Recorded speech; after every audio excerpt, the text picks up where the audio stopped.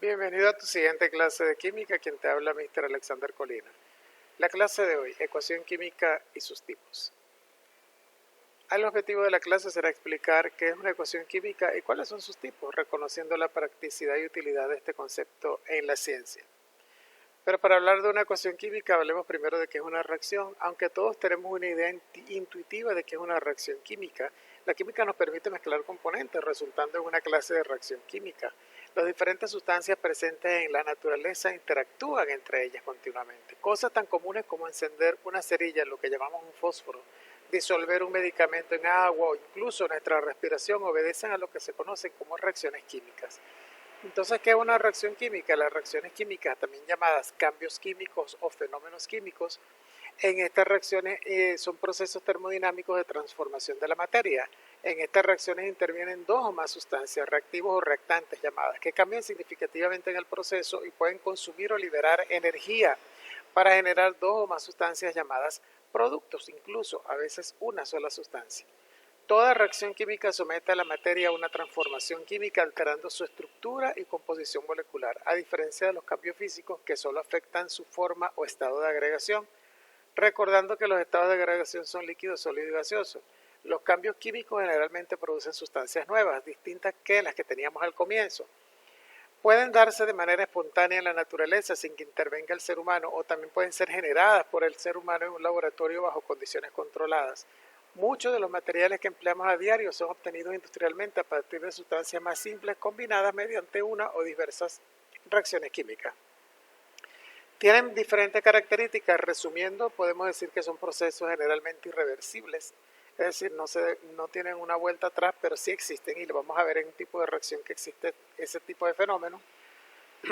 Involucran la destrucción de enlaces químicos entre las moléculas para que se generen moléculas nuevas.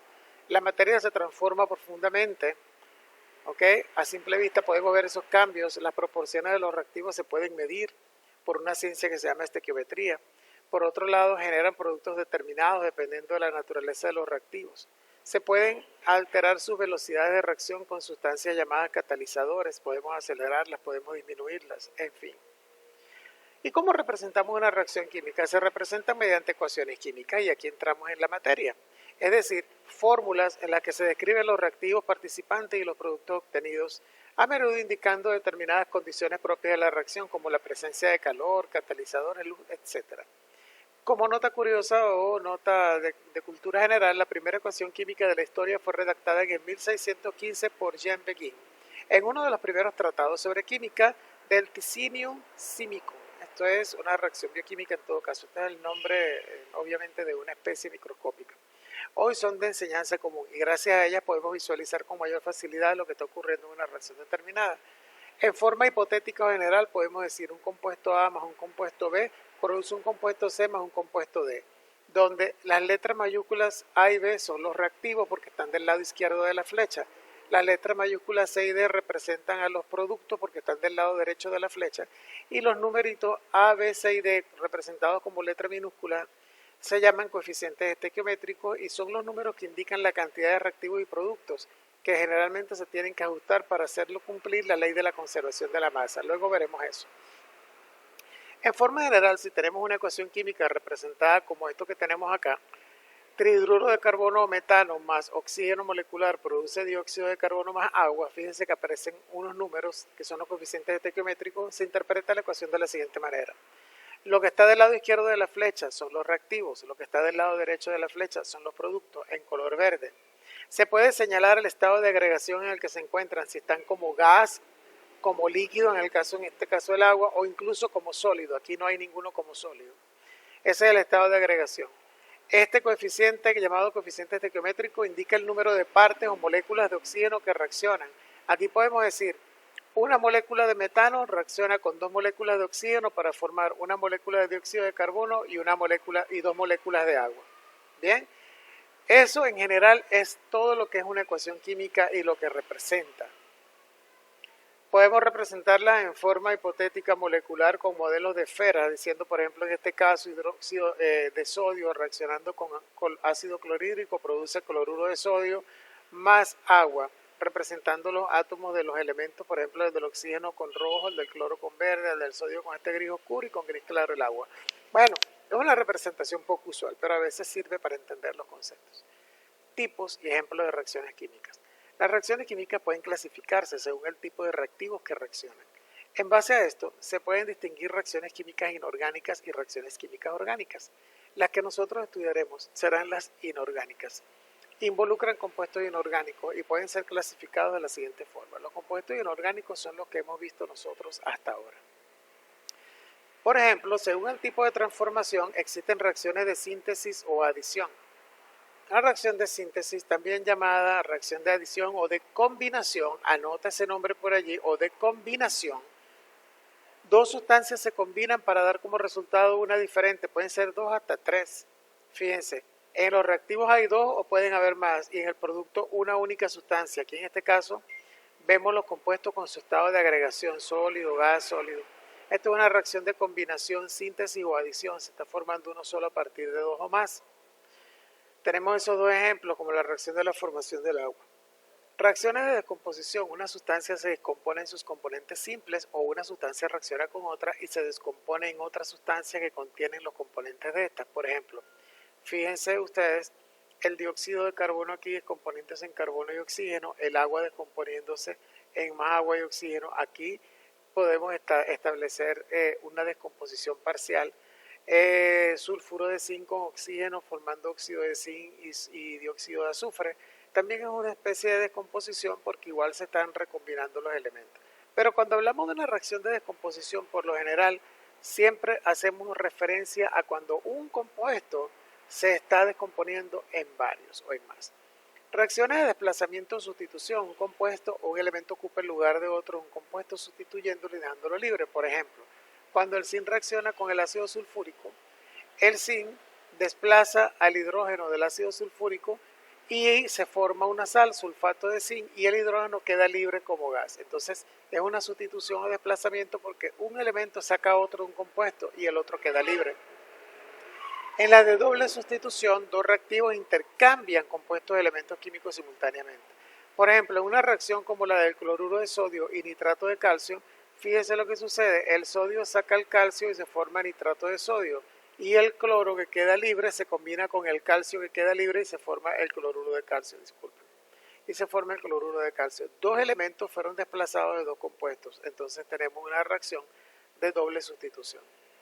Según el tipo y la forma de la energía intercambiada, hay reacciones endotérmicas y exotérmicas. Endotérmicas absorben calor para que la reacción pueda ocurrir. Por ejemplo, el oxígeno absorbe energía para poder formar el ozono, que es la sustancia que se encuentra más arriba de la estratosfera para impedir que entren los rayos solares en cantidades dañinas para nosotros y de alguna manera también crea efecto de invernadero porque no permite que toda la radiación salga, pero de forma natural, por supuesto, no es un contaminante. Bien, entonces, y hay muchas reacciones en laboratorio que son endotérmicas, que cuando ocurre en el medio donde ocurre se enfría inmediatamente. Sí, en un laboratorio se puede evidenciar en muchos tipos de sustancias. Las reacciones exotérmicas, en cambio, desprenden calor. Cuando ocurren, por ejemplo, cuando el hidrógeno y el oxígeno se juntan para formar agua, hay mucha liberación de energía, así como cuando el flúor y el hidrógeno se combinan para formar el fluoruro de hidrógeno. Y existen reacciones endoluminosas y exoluminosas. Las endoluminosas necesitan luz para que ocurra la reacción, como por ejemplo la fotosíntesis, en donde el dióxido de carbono en presencia de agua produce glucosa y oxígeno, necesita luz, la necesita para que ocurran los cambios de transformaciones. Y esa energía es luminosa. Y las exoluminosas desprenden luz cuando ocurre la reacción. Por ejemplo, cuando el magnesio y el oxígeno se combinan para formar el óxido de magnesio, se libera calor en forma de energía y además se evidencia una luminosidad muy particular, una luz muy particular en ese proceso. Y existen reacciones bioquímicas exoluminosas, como por ejemplo las reacciones bioquímicas que ocurren cuando la luciérnaga vuela y por eso vemos que ilumina cuando ella está por allí. Y según la velocidad de reacción pueden ser lentas o rápidas. Obviamente las lentas son las que no ocurren rápidamente, se caracterizan porque los reactivos consumidos y la cantidad de productos formados en un tiempo determinado son muy pocas. Por ejemplo, la oxidación del hierro. Usted coloca un trozo de hierro al ambiente y usted ve que se oxida, pero no se oxida de la noche a la mañana, pasa mucho tiempo para que eso ocurra. Es una reacción lenta y esta es la representación de la ecuación química de esa reacción de oxidación del hierro común. Y en las reacciones rápidas, entonces, por lo contrario, la cantidad de productos y reactivos que se consumen y se forman son en un determinado tiempo muy grande, y por lo tanto la reacción ocurre extremadamente rápida, como cuando el sodio se combina con el agua para producir hidróxido de sodio. De hecho, esta reacción es tan rápida que es explosiva, es muy peligrosa. Cuando se va a disolver el hidróxido de sodio en agua, se coloca el hidróxido de sodio en el recipiente y se va agregando el agua por las paredes del recipiente muy poco a poco y agitando muy lentamente. Si usted deja caer hidróxido de sodio sólido en agua y lo tira como si fuera una piedra, eso tiene el efecto de una granada, es peligroso. Y según el tipo de partícula involucrada, tenemos reacciones ácido-base o llamadas reacciones de neutralización, donde se transfieren protones. Bueno, en fin, cuando un ácido se combina con un hidróxido para formar una sal y agua, se forman una sal y agua. Entonces, estamos nosotros en presencia de una reacción de neutralización. Y las reacciones de óxido-reducción se transfieren electrones. En este tipo de reacción debemos fijarnos en el número de oxidación de los elementos involucrados. Si el número de oxidación de un elemento aumenta, esta se oxida. Si disminuye, esta se reduce. Por ejemplo, en esta reacción se oxida el hierro y se reduce el cobalto. Bueno, habría que evaluar los números de oxidación y nos vamos a dar cuenta que los números de oxidación de los elementos que están en los reactivos, algunos disminuyen y otros van a aumentar. Cuando esto ocurre, la reacción es de óxido-reducción. La estudiaremos con detalle en el segundo año de bachillerato. Y según el sentido de la reacción, tenemos reacciones reversibles e irreversibles. Las reversibles son las que pueden ocurrir en ambos sentidos, así como el nitrógeno y el hidrógeno se combinan para formar el amoníaco con una reacción de síntesis. Si las condiciones de la reacción se revierten, el amoníaco se va a descomponer para producir hidrógeno y nitrógeno. Pueden ocurrir en ambos sentidos. Y las irreversibles, que son la mayoría de las reacciones que estudiamos acá, son reacciones que ocurren solo en un sentido. El hidróxido y el ácido se combinan en una reacción de neutralización para formar sal y agua, pero difícilmente el agua y el cloruro de sodio tengan condiciones para revertirse a los reactivos. Y las reacciones orgánicas, que no las estudiamos acá, involucran compuestos orgánicos que son los que están relacionados con la base de la vida. Dependen del tipo de compuesto orgánico para su clasificación, ya que cada grupo funcional posee un rango de reacciones específicas. Por ejemplo, los alcanos, alquenos, alquinos, alcoholes, etc. En fin, compuestos que ustedes no conocen, pero que se van a estudiar en algún momento del bachillerato, probablemente en el tercero de bachillerato. Este tipo de reacciones no las estudiamos. Bien, que sea de provecho tu clase. Hasta la próxima.